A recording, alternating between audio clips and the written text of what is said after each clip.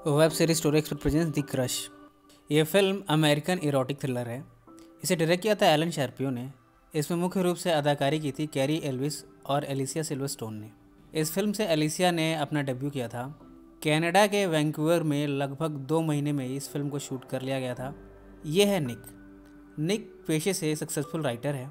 हाल ही में उसने अपनी जॉब सिक्योर की है पिक मैगजीन में, और इसी क्रम में उसने गेस्ट हाउस चुना है रहने के लिए। एक गेस्ट हाउस दरअसल क्लिफ और लिव फॉरेस्टर से बिलोंग करता है। जब निक यहाँ पे पहुँचा तब उसने एक लड़की को देखा। ये लड़की महज 14 साल की है। दरअसल ये और कोई नहीं बल्कि क्लिफ फॉरेस्टर की डॉटर है। इसका नाम है एड्रियन। जब एड्रियन ने पहली बार निक को देखा, उसने तभी से निक से दोस्ती करनी शुरू कर दी। 1-2 दिनों की मुलाकात के बाद एड्रियन ने उसे कहा, तुम ये मत सोचो कि मैं बच्ची हूँ, मैं 14 साल की हूँ। निक ये सुनकर हंसने लगा, पर अब तक एड्रियन उसके प्रति अपने आप को आकर्षित महसूस कर रही है। हालांकि निक उसमें कोई भी इंटरेस्ट नहीं दिखा रहा, पर एड्रियन ने डिसाइड किया है कि वो निक को पाके रहेगी। अब उसने निक का अटेंशन ग्रैब करने के लिए कई तरीके ईजाद करने शुरू कर दिए हैं। इसी क्रम में एक दिन वो छुपके छुपाके उसके घर में घुसी और उसकी एक स्टोरी जो कि पिक मैगजीन के लिए लिखी गई थी उसे दोबारा से लिखा और उसे वहीं पर रिप्लेस कर दिया जिसे निक ने लिखा था। बाद में जब ये स्टोरी पब्लिश हुई तब इसने निक के लिए बहुत सारे प्रशंसकों की लाइन लगा दी। अब निक भी समझ गया है कि ये कहानी एड्रियन ने लिखी है। एक दिन फॉरेस्टर्स ने एक पार्टी थ्रो की जिसमें कि निक के बॉस माइकल को भी बुलाया गया था। माइकल ने यहाँ पर उस लिखाई की बड़ी तारीफ की। एड्रियन इन सब से बहुत खुश है। आज उसने पार्टी के दौरान ही निक के सामने जिद की कि वो उसे एक सीक्रेट जगह पे ले जाए। मजबूरन निक को हाँ कहना पड़ा और फाइनली दोनों एक रोमांटिक प्लेस पे पहुंचे। यहाँ व्यू बड़ा खूबसूरत था। ये व्यू देखकर निक ने कहा, ये बहुत ही खूबसूरत जगह है। इतने में एड्रियन उसके करीब आ गई और उसने उसे किस किया। कुछ देर के लिए निक ने उसका साथ दिया, पर बहुत जल्द उसे रियलाइज़ हुआ कि क्या हो रहा है। उसने तुरंत ही एड्रियन को रोक दिया और यहाँ से जाने लगा। इन सब की वजह से एड्रियन का निक के ऊपर क्रश और भी बढ़ गया है। पर निक को ये अच्छी तरह पता है कि एड्रियन जिसे प्यार समझ रही है वो एक पागलपन है। उसी के ऑफिस में एक कोवर्कर है एमी। धीरे धीरे निक ने एमी में इंटरेस्ट लेना शुरू कर दिया और अब उसके साथ ही रिलेशनशिप शुरू कर दी है। ये सब जानकर एड्रियन ने हार नहीं मानी है। आज जब निक ने एमी को एड्रियन के सामने एज ए गर्लफ्रेंड प्रेजेंट किया तब ये बात उसे पसंद नहीं आई। वो अपनी सारी कोशिशें कर रही है निक को अपनी तरफ अट्रैक्ट करने के लिए। एक दिन जब उसने देखा कि निक उसके घर में है तब उसने अपने सारे कपड़े उतार दिए। वो इस समय निक को सेड्यूस करना चाहती थी। निक हालांकि छुपे छुपे उसे देख रहा था, पर बाद में सब भुला बैठा। यानी इन सब का भी उस पर कोई फ़र्क नहीं पड़ा। ये सब जानकर एड्रियन को और भी ज़्यादा गुस्सा आया। अब वो और भी ज़्यादा डिस्ट्रक्टिव हो गई है। उसने निक की कार जिसे कि उसने हाल ही में रिस्टोर कराया था उसे बिगाड़ दिया। यहाँ तक कि उसने निक के कंप्यूटर के डिस्क को इरेज कर दिया।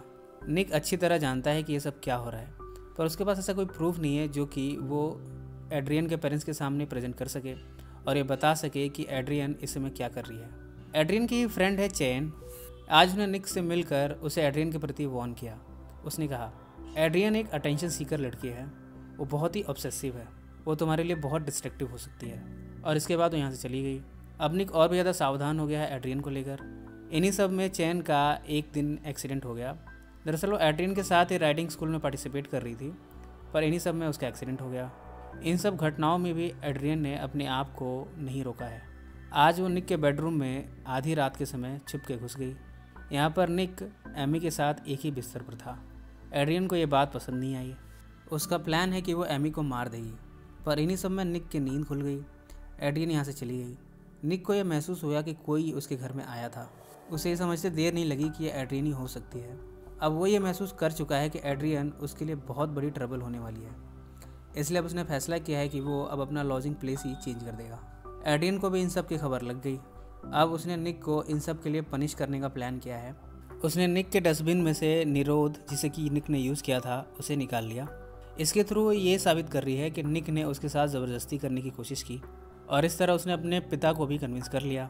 मिस्टर फॉरेस्टर ने इसकी क्रम में पुलिस को बुला लिया। पुलिस जब यहाँ पहुँची तो उसने निक को अरेस्ट किया। इन सब के दौरान एड्रियन रो रो के ये दिखा रही थी कि वो बिल्कुल बेगुनाह है और वो विक्टिमाइज्ड है निक के द्वारा।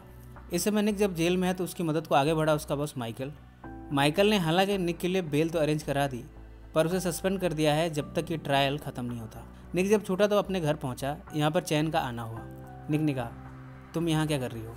चैन ने कहा, मैं जानती हूँ कि तुम निर्दोष हो। एड्रियन का इसके पहले भी ऑब्सेसिव बिहेवियर का हिस्ट्री रहा है। उसने कैंप काउंसलर रिक के साथ भी ऐसा ही किया था और इसी वजह से उसने खुद को पॉइजन देकर मार लिया। मैं तुम्हें ये भी बताना चाहती हूँ कि एड्रियन अपने साथ एक डायरी रखती है जिसमें वो खुद के बारे में लिखती रहती है। अगर तुम वो डायरी किसी भी तरह हासिल कर लो तब तुम अपने आप को निर्दोष साबित कर पाओगे। इन सब के बाद चैन यहाँ से चली गई। इतने में निक ने सुना कि फॉरेस्टर के घर से कुछ अजीब सी आवाज़ें आ रही हैं। वो उसके अंदर गया। उसे पूरा यकीन है कि चैन इस समय इसी घर में है और उसे एड्रियन ने कैद करके रखा है। जब वो इस घर में पहुंचा तब एड्रियन उसके सामने आ गई।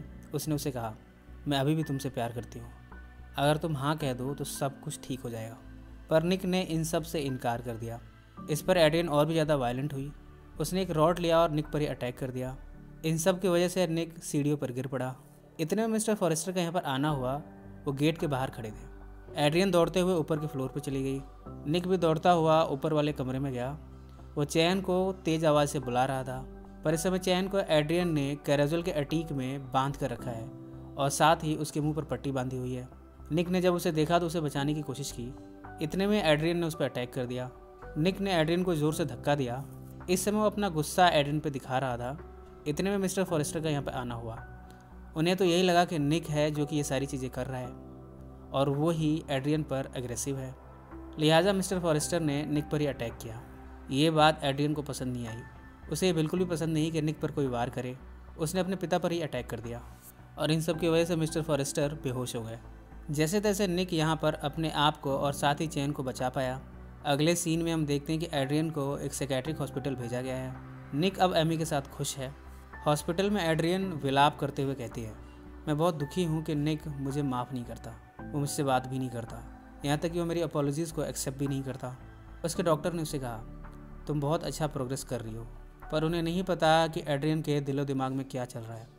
दरअसल वो अभी भी निक के लिए और ज़्यादा ऑब्सेसिव हो गई है। एंड के सीन में हम देखते हैं कि एड्रियन हॉस्पिटल के रूम में डॉक्टर की वेडिंग फ़ोटो को देख रही है और उस फोटो में उसके हस्बैंड को देखकर जेलस हो रही है। एड्रियन के ऑब्सेसिव बिहेवियर की प्रॉब्लम अभी भी जारी है और उसका इलाज निरंतर चल रहा है। इसी नोट पर यह फिल्म समाप्त हो जाती है। ये कहानी आपको कैसी लगी कमेंट्स में ज़रूर मेंशन करें। सो फ्रेंड्स, फिर मिलेंगे ज़िंदगी के किसी नए मोड़ पर।